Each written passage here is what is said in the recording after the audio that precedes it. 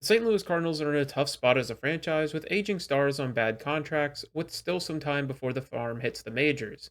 However, the team failed to move on from the veterans of the squad, choosing to enter 2025 with the regressing lineup. Can the Cardinals find the lightning in a bottle in an improving National League Central?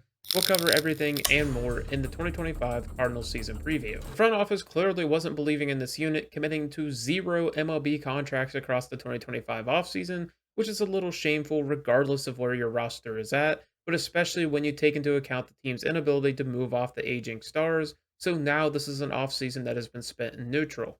For subtractions, the team lost Paul Goldschmidt, Andrew Kittredge, Kyle Gibson, Lance Lynn, and Keenan Middleton to free agency, with Matt Carpenter heading for retirement. While the names carry more weight than their production, they're still serviceable big leaguers the Cardinals will need to replace internally. Goldschmidt is probably the name to latch on here, as he is just 2 seasons removed from his MVP performance, and there are still some quirks to his game that could create a renaissance for him in the Bronx.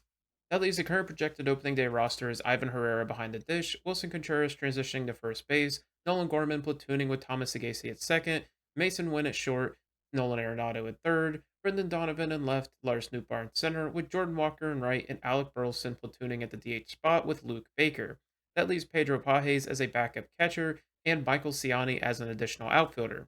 As you can see from the projections, the team is projected to be middle of the pack in a lot of areas, with center and right field supposed to be positions of weakness. Luckily for the Cardinals, they have a couple of outfielders who are looking to break past the projections in 2025, with the first of which being Jordan Walker.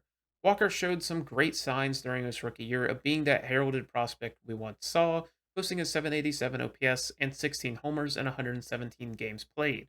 However, his sophomore season is where it all came crashing down, posting poor results while striking out more and walking less. He still drives the ball fairly hard, but the swing and miss and poor launch angle have become defining characteristics of his offensive game. Walker needs a big year, or else we will have to wonder how long he is guaranteed a spot on this roster. Then the other name is Lars Nootbaar, who took a step back in 2024, but make no mistake, a great player is still there lurking. Last season, Nootbaar posted a 355 xwOBA, which was in between players like Mookie Betts and Riley Green. However, he again was a culprit of a poor launch angle, which neutralized his batted ball profile. Combine that with his defense that also took a hit, and all of a sudden it adds up to why his year wasn't the best. Even if he can fix one side of his game this offseason, offense or defense, he can certainly help the Cardinals get more value from center field than what they're projected. Staying on the offensive side, we have to talk about Ivan Herrera, whose role on the team was opened up by the move of Contreras to first base. Across his 72 games last season, Herrera seized the opportunity to delete baseballs, giving the Cardinals an 800 OPS during that time. His baseball savant would suggest he is capable of even more, which should be really exciting for a team in desperate need of offensive production.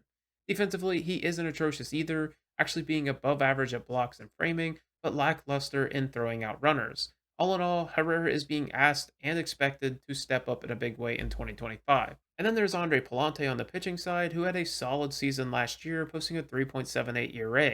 He has the elite combination of avoiding barrels and getting ground balls, which propelled him to great success last season. However, his game is not without its holes as he struggles with walks and getting strikeouts. He isn't a flashy pitcher, but he certainly gets the job done and should help this aging rotation. For prospects who can make their impact on the major league roster, we have to start with the second ranked prospect in the system and 45th ranked prospect in baseball, Quinn Matthews. Matthews has been flying up prospect boards after being taken by the Cardinals in the fourth round of the 2023 MLB draft.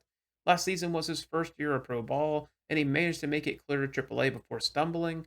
Even with that hiccup, his season total surmounted to a 2.76 ERA across 26 starts with 143 innings pitched.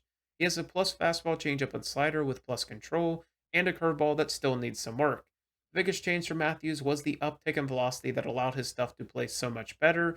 He shouldn't be in the minors long in 2025, with one of the higher floors in all of the minor leagues. The third ranked prospect in the Cardinals system and 76th ranked in all of baseball is Tank Hintz, who has a much higher ceiling than the previously mentioned Matthews, but has yet to stay on the field long enough to justify a higher ranking. As a prospect, Hintz is still yet to crack the 100 innings in a season mark, which is starting to cause a lot of relief questions to boil to the surface. Hintz has the makeup of a high upside starter with a plus fastball, double plus changeup with a curveball and slider, all of which he controls fairly well. It is simply a question of if the righty can stay healthy, because if he can, he will be a fun pitcher to watch. Flipping outside of the top 100, we have Jimmy Crooks, who could become impactful if none of the catchers on the MLB roster are up to snuff. Crooks is a glove first catcher with a really good arm and plus pop from the left handed side. He has been putting up absurd numbers for a catcher across his minor league tenure. Scouts don't love his swing projections into the majors, so he might not have the upside that he is currently showing, but he can certainly be a fix for the team if Herrera and Pages aren't working out. And then the final prospect to mention in the video is Thomas Sagasi, who is one of these prospects that doesn't necessarily have an elite trait, but does a lot of things at a decent level. For a bat first second baseman, he does have solid contact and power traits, but is really aggressive in his swing decisions. He has been a shortstop coming through the system, but was recently transitioned to second base, particularly in the fall league. The move better fits his arm and below average glove and should raise his floor. Overall, not a super exciting prospect, but someone to keep in mind. For players on expiring contracts, the Cardinals can move on from at the deadline if they're in a rough spot. Three-fifths of the rotation will be up for grabs in Miles Michaelis, Steven Matz, Eric Fede. Of this group, Fede would probably fetch the biggest return, but it all depends on where their performance is at up in that point in the year. But none of them compare to the return that Ryan Helsley should get if the Cardinals move on from the right-hander.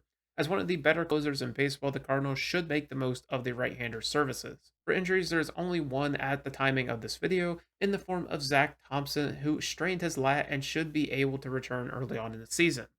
That brings us to the overall predictions for the team. This team does feel like a team falling from grace in a division that, aside from the Pirates, you can say all got better comfortably. If everything continues to go wrong for this team, they can slip to that 70 win mark, especially if there's a fire sale at the deadline. At their ceiling, where a few players take that next step and some veterans perform admirably, this team could crack their win total from last year in 83 wins and 79 losses. And then there is the likely mixed bag, where the team finishes at 75 wins and 87 losses. Where do you have the Cardinals finishing the season? Comment down below. As always, thank you so much for watching and have a great day.